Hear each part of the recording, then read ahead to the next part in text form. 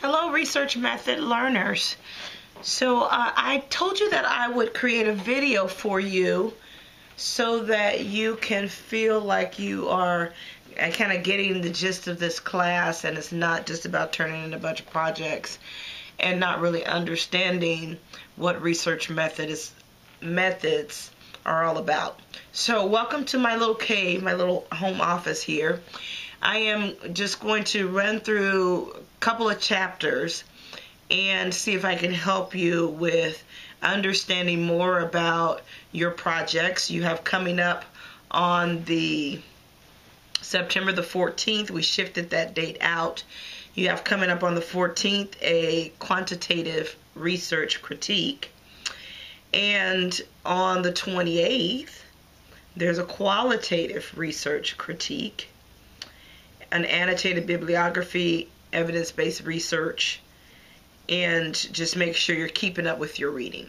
So I'm going to do a little bit of definitions for you in this video that may help you understand better when you're doing your quantitative research critique. Alright, so bear with me if I'm shuffling papers here, just trying to make sure I get enough information to you. And I'm praying for you, and before we get started, just wish you well and wish you health, that God will show himself strong on your team this year. In Jesus' name. Amen. So, what I've given you already, I'll review that. So what I have put inside of your Populi is the questions for the evaluative quantitative research. So the same questions are used for the quantitative and the qualitative research. Some things the quantitative may have more of, some things the qualitative may have more of. So we'll talk about the differences. The other thing that I put a sample of articles out there, a sample of the annotated bibliography, a sample of how to cite sources, and we're using the APA style of citing sources. And if you're not familiar with that, that's that APA publication manual. Is a wealth of information. You want to have a copy of that on hand, just not for this class, but for all the classes that use the APA style of writing. All right, so let's talk a little bit about your quantitative research critique. So with the quantitative research critique, you have been asked to locate a scholarly journal article. And if you're not doing that inside of the New Hope Library, then you can do that on Google Scholar. There's quite a few documents on Google Scholar that you can use. I just chose one tonight just as an example as we talk about how to do this. And the journal article that I just Googled was Statistical Analysis of Volleyball Team Performances, because you guys are volleyball players. Thought it would be good to use. Alright, so what you're going to do is you're going to choose your article. Now your journal article can be on whatever you're most interested in learning about. And I just kind of put a little bug in your ear that with these projects coming down the pike, for example, you'll be doing a qualitative research, you'll be doing an annotated bibliography, which requires 10 peer-reviewed sources, 10 journal articles you'll be looking at, and evidence-based research, a treatment decision project, where you'll also have 10 reviewed peer references that you'll use for the evidence-based project, which in conclusion you'll actually be looking at overall several articles for each project. So what I suggested was, when you're doing your quantitative critique and your qualitative critique, that you choose a topic that you're most interested in. For example, if I'm interested in statistical analysis of volleyball team performance, how well do they perform under pressure? How well do they perform in the light of being a student athlete? So whatever that my heart's desire, whatever my research is about, then I want to choose that early on. I want to choose my topic when I do this quantitative research. So I want to find an article that deals with that has a quantifiable method that they've used.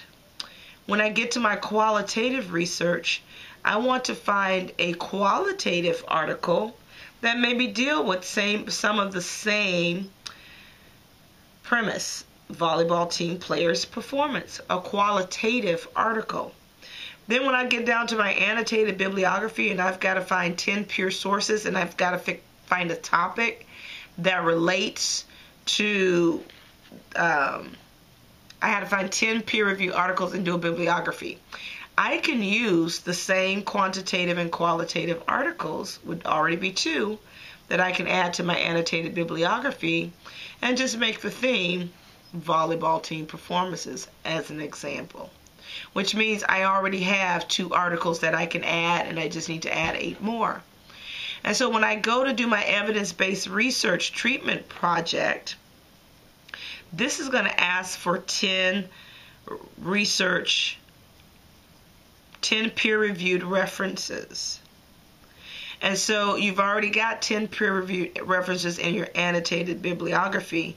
You can use some of the same references, and I wouldn't use them all, but you can use some of the same references to create 10 references for your evidence-based research project. And so you already have some of your work done, is what I'm telling you. Is if you work that way, then you won't be having to double do work. So hopefully that's as clear as mud. All right, so let's move on. In your book, just chapter 1,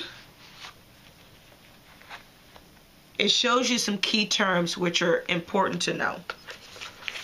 All right, and so I'm just going to read these straight from the book. All right, so the key terms that the book describes for us, it defines science. Like, what is science? Why is empirical research important to us? So the definition that Price gives us is that science is a general way of understanding the natural world. It features systemic empiricism, empirical questioning, and public knowledge, which we will find out that those 3 key terms are key factors that help us determine whether or not research is viable, sustainable, whether or not it's based on something concrete. All right, so the 3 features that I just mentioned, 3 features of science, that systemic empiricism. The systemic empiricism says that learning about the world through careful observation. Systemic empiricism is all about learning about a certain topic through observation, where you're actually, for example, if I'm doing volleyball team for performances and I want to gather some empirical evidence, I may attend a practice, I may attend a game, and I may take notes on team performance, notes on camaraderie, notes on how well teammates interact, special interactions that I'm noticing as I'm observing. I'm just taking field notes, and those field notes will be used as a part of my empirical research. All right? Empirical questioning. Empirical questions is a research question. It's a question about the way the world actually is that can be answered by making systemic observations, learned observations. Because of this, I see this. As a result of that, this is occurring. All right? And number 3 is the public knowledge, which offers detailed descriptions of research that are available to other researchers and the general public, usually through a publication in a professional journal. And so this is similar to like ResearchGate and Google Scholar, EBSCO database, any of those academic research databases where you can go out and find peer-reviewed journal articles where they've been accepted and published as empirical data to use to support your research question. Science versus pseudoscience. So science, we said, was a general way of understanding the natural world, featuring those three that we just talked about: empirical, systemic empiricism, empirical questioning, and public knowledge. So now pseudoscience, and this is what you have to be careful about. This is one of the reasons why we do this assignment, where I have you find a quantitative article and I have you find a qualitative article, because there's something out there called pseudoscience. And pseudoscience refers to activities and beliefs that are claimed to be scientific by their proponents and may appear to be scientific at first glance, but they really are not. And so you may go out and you may find an article that says that this is a quantitative article concerning volleyball team players. And as you're looking through the discussions, and as you're looking through the findings, and as you're looking through the constructs that should be listed in the research, you're not finding any empirical data. You're not finding any empirical questioning. No research has really been done. It's someone's claim that this is a certain way without any knowledge base supporting their claim. So there's going to be some type of pseudo-science, which is a set of beliefs or activities that's claimed to be scientific, but it lacks one or more of the three features. So in order for your journal articles to be research supported, they have to have one of the three: systemic empiricism, empirical questioning, or public knowledge. So those are key. So let's just take a look at this journal article and we'll walk through it. All right. So as you're looking at your journal article, every journal article is going to have what's called an abstract. And I talked to you a little bit about this when we did our first meeting. And I know we've got a meeting set up coming up next week, and hopefully you have an opportunity to read through your chapters and to get your quantifiable research critique done. All right, so I'm going to look at the research questions for the quantifiable critique. One question says, does the literature review adequately cover the research constructs? And so constructs is another key term that we'll look at.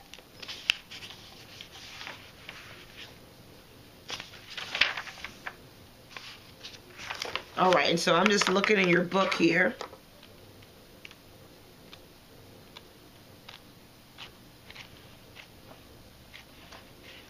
And I'm going to find you a technical definition of what a construct is. And so I hope you have time to go back and read the pages in your book so you can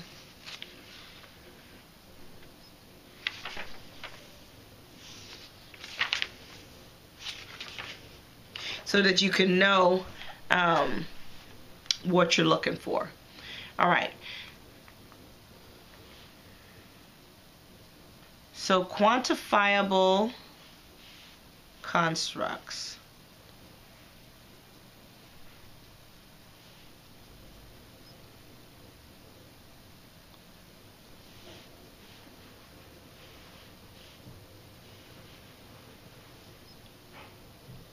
So constructs in quantitative research. So high quality quantitative dissertations are able to clearly bring together the theory, constructs, and variables. Broadly speaking, constructs are the building blocks of theories, helping to explain how and why certain phenomena behave the way that they do. An example of a construct: it could be the scientific theory. Like I could be using Maslow's hierarchy of needs, or I could be using positive psychology as a theory. Particularly within psychology, it could be a hypothetical construct, an explainable an explanatory variable, which you cannot see, which that would be a qualitative research, which is something I feel is an essence of. The concepts of intelligence and motivation are used to explain phenomena in psychology. You can't always see intelligence, and you can't always see motivation. So a concept of an idea that is generalizable or agreed upon by many people. Examples are satisfaction and risk. A concept is a construct when it's defined with clarity and a method to measure it in line with a definition, a specified or understood. All right. So looking at our article, I'm going back to our question. The article that I chose is Statistical Analysis of Volleyball Team Performances. And so in the first paragraph, there is an abstract, which gives me an overview of what the research is about.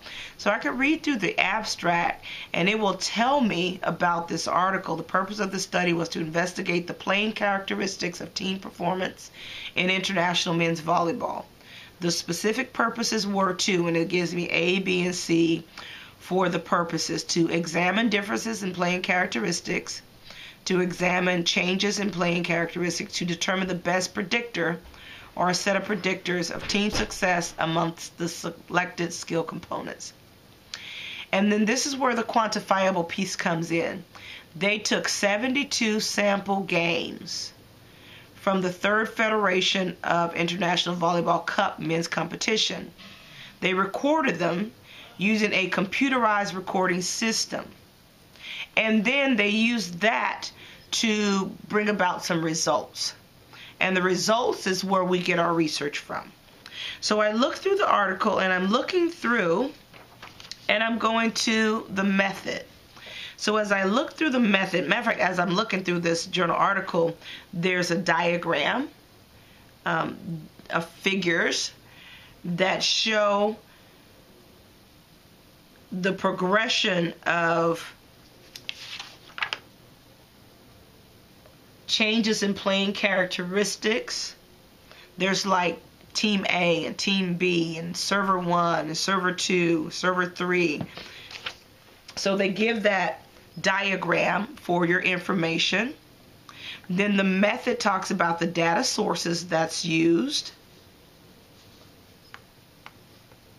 It tells how many games they looked at, 72 games, 2 to 3 hours to score each game. They actually had over 500 pieces of data to look at in order to make this empirical research decision. And remember, we said that in order for our journal article to be scholarly, it had to have 3 features. It had to have a systemic empiricism. It had to have an empirical research question. And it had to have public knowledge. So they did their research. They asked a quantifiable research question. And they offered learning about this volleyball world of men's volleyball and how performances changed characteristics. So we see all that just in the first couple of pages. So I'm just looking at the method.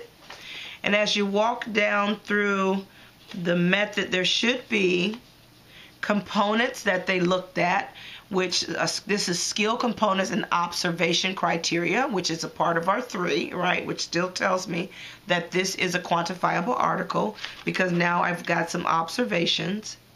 Tells me about data collection, that they actually went out and collected data. It also tells me how they scored the data. And so this is going to go into some of the statistical analysis that they perform in order to get the results that they show here. So data collection is huge. So whatever quantifiable article you're looking at, you want to look at these pieces to make sure they fit the 3 so that it is a quantifiable research article. So they have the data collection. They have a test and a retest procedure. So where they performed one initial test, and then they came back and did a retest to measure if there's any changes, if there's any alterations, if there's any difference. And then they gave you a scale of the data analysis. Every quantifiable article should have some quantifiable data analysis attached to it. And so lastly, you have the results and the discussion. In the results and the discussion, you should have some type of method of understanding the data. Like this particular data, they used a MANOVER, a multivariate analysis of variances. And so we'll talk about what some of those mean probably in another video. This is just going to give you the introduction to what to look for. All right, but you're looking at the discussions and results. Every discussion and result should have some type of table, some type of ANOVA, a system analysis, some discriminant analysis, and then a conclusion. So that's one way you're going to know that you're looking at a couple of ways you're going to know that you're looking at a quantitative research article. All right, so let's see, what else do I want to tell you in this particular video? So how do you say this? Falsifiability.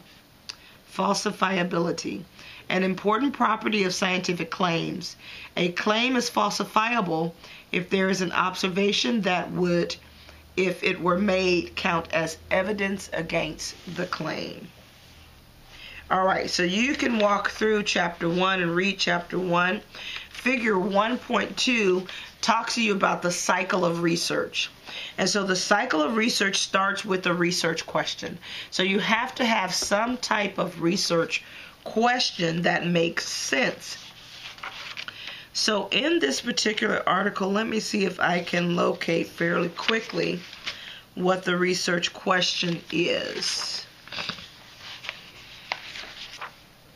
Sometimes it's readily identified. Sometimes you have to do a little bit of reading to find out what it is. So let's see.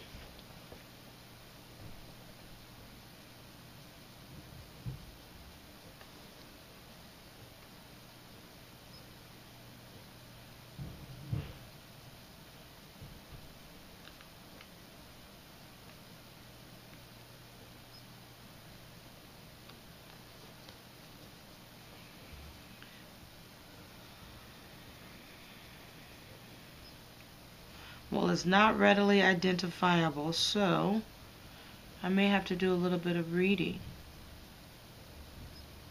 in order to find it. But every research has a research question, but you may have to do some reading to find it. And so I won't take time to find that tonight. But you will, to answer your question. All right, let's go back to one of our questions here. Does the literature review include reputable sources and authors in the particular field of study? And so this would be fairly easy because you just go to the references and look at some of the authors, and you can also look at what type of things they've authored, whether they've authored other journal articles that has to do with this particular subject title, like Arnold, 1983, talked about what game stats can reveal about winning, statistical match analysis by Bach, championship volleyball. And so if I really wanted to get in depth and see what these people did research on, then I would just Google their names and what they wrote about and read a little bit about them, and that will tell me whether or not, yeah, you're using scholarly references that help support the information or the data conclusion that you're making in this particular statement. All right. Does the literature review provide a logical foundation for the research hypothesis or research question?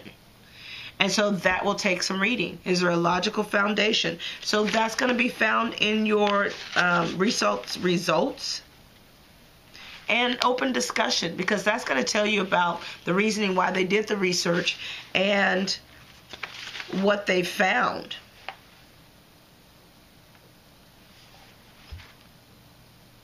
What are the variables in the study?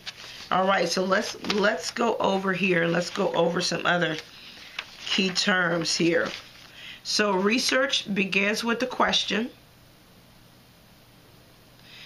It looks for empirical study that supports that question or that gives data regarding that study. There's a data analysis done where you gather all of your data and you're doing some type of annotated bibliography to make sure that the data that you're getting is giving you the results that you're looking for. You draw some conclusions because of the data that you've gathered and the information that you've researched.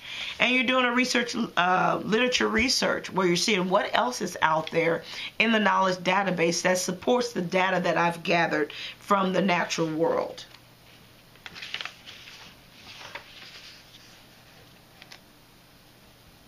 All right, so let's move over to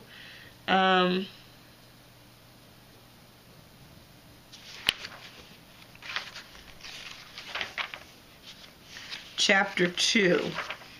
So Chapter 2 gives you the definitions that you're really looking for when you're looking for variables.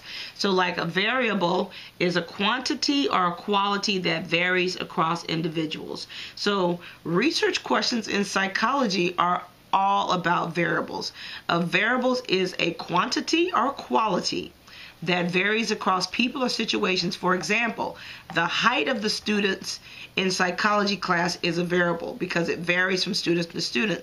The sex of the student is a variable. Culture of a student is a variable. Age of the student is a variable. Male gender, male, female is a variable. A quantitative variable is a quantity such as the height is typically measured by assigning a number to each individual. One example of quantitative variables include people's level of talkativeness. Like, oh, she talks a lot. How depressed they are, or the number of siblings they have. A categorical variable, and this is just right from your book, is a quality such as a sex, which means male, female, is categorical, and is typically measured by or assigned by a category labeled to each individual.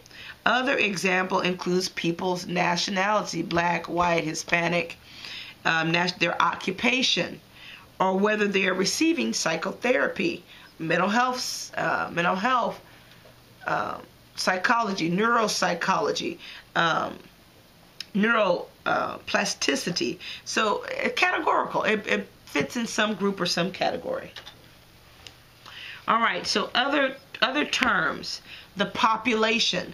And so I said here that they, in the sample article that I used, that they took 72 volleyball teams, or they looked at 72 volleyball games. So the entire group, the population is the entire group of individuals that the researcher wants to draw a conclusion about. What is the population that you're looking for in your research article? The sample is the subset of individuals that the researcher actually studies. So my group would be volleyball players. My subset would be the 72 teams that I observed. Operational definition, a definition of a variable or construct in terms of precisely how it would be measured. And so the definitions here, I don't know if this article has definitions. Let's just take a look.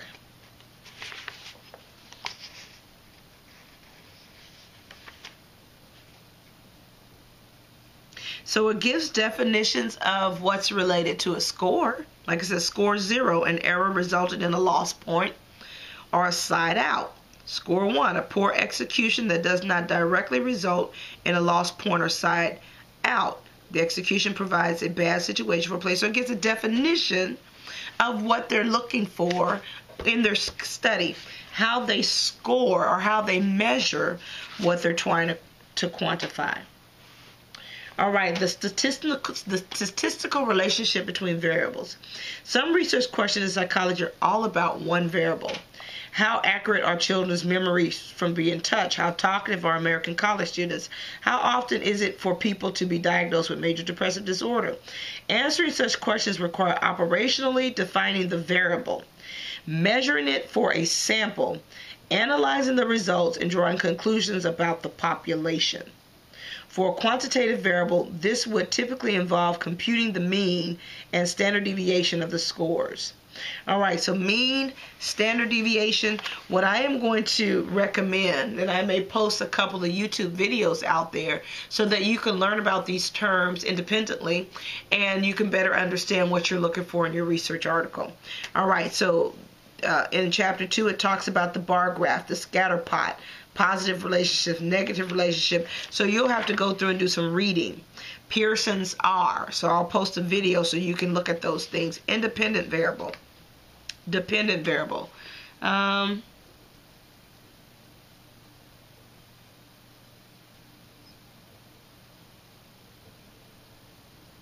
Okay, so that may be enough to answer your questions that you're looking for your quantitative research article.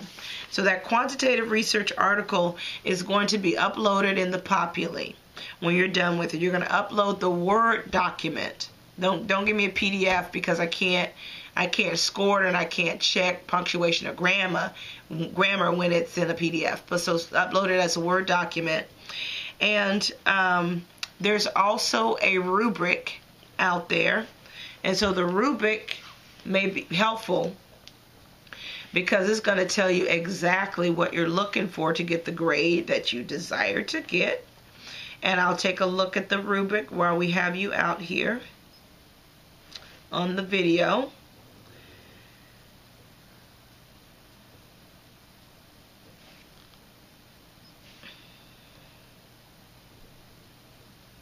Let's see if I put one out here. I thought I did.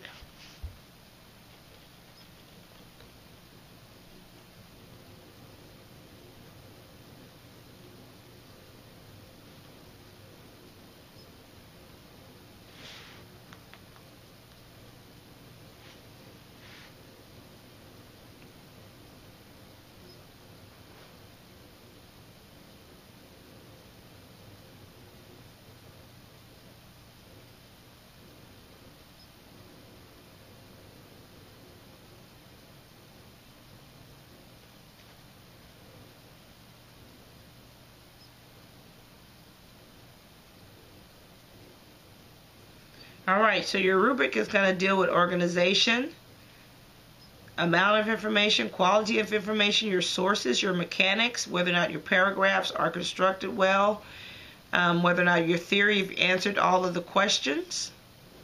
So kind of self-explanatory. Let's see, what else would I like to tell you on this particular video? You are choosing an article of what you want to choose. If you have any questions, feel free to email me, sandrastubbs@newhope.edu. Or you can send me a text, 571-318-9745. All right, blessings to you and good luck on your project. I believe our next meeting is going to be on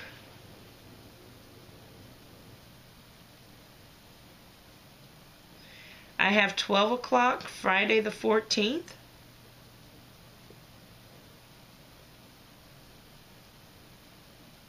And then we meet next Wednesday at 12:30, the 19th. So let me know if there's if I have that correct or not. All right, blessing to you. Talk to you later. Bye.